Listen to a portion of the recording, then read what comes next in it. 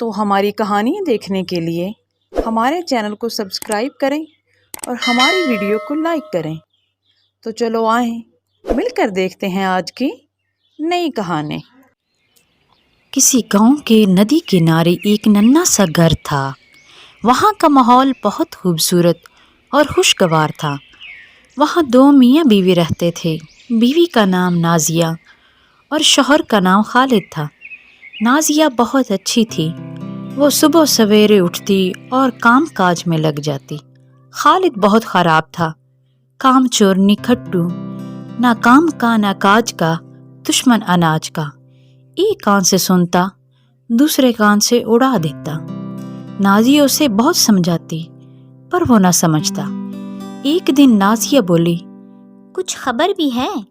سارا اناج ختم ہو گیا ہے، اب کھائیں گے کیا؟ گھبراتی کیوں ہو؟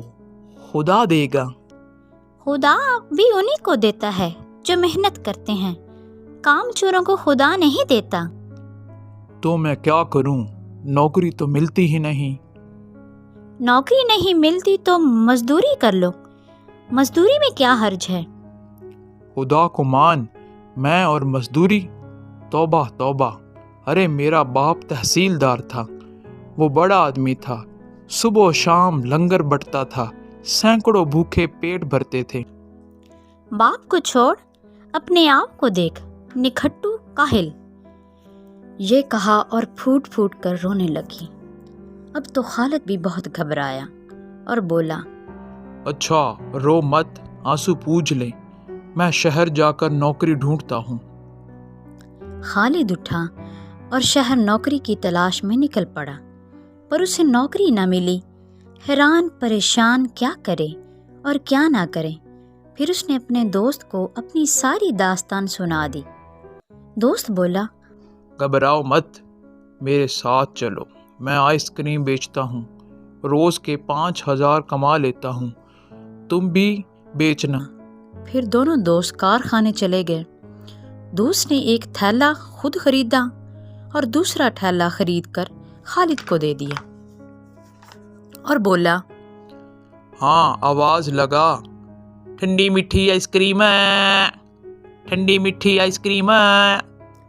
گلی گلی کوچے کوچے خالد نے آئس کریم بیچنی شروع کر دی۔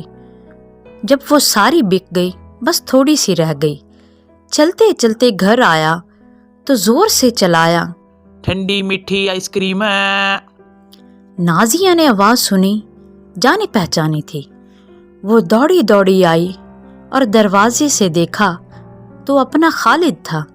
خوشی سے جھوم اٹھی اور بولی، شاباش، کام کرنا عیب نہیں، بیکار پھرنا عیب ہے۔ کچھ بکی بھی ہے کہ نہیں؟ ایک مجھے بھی دو نا۔ ارے بھائی، ساری بک گئی ہے، بس تھوڑی سی رہ گئی ہے، پیسے دو اور آئس کریم لے لو۔ نازیہ ہنستے ہوئے بولی، ارے بھائی، اپنوں سے بھی پیسے؟ پہلے پیسے پیچھے مال، چلو چھوڑو، کیا یاد کرو گی، یہ لو آئس کریم کھاؤ، میں باقی کی بچی ہوئی بیچ کر آتا ہوں۔ یہ کہہ کر وہ ٹھیلا آگے بڑھا لیتا ہے۔ اسی طرح وہ آئس کریم بیچ بیچ کر ایک دن اپنی ایک بڑی دکان بنا لیتا ہے۔ ان کے گھر کے حالات بھی ٹھیک ہو جاتے ہیں اور دونوں میاں بیوی ہنسی خوشی رہنے لگتے ہیں۔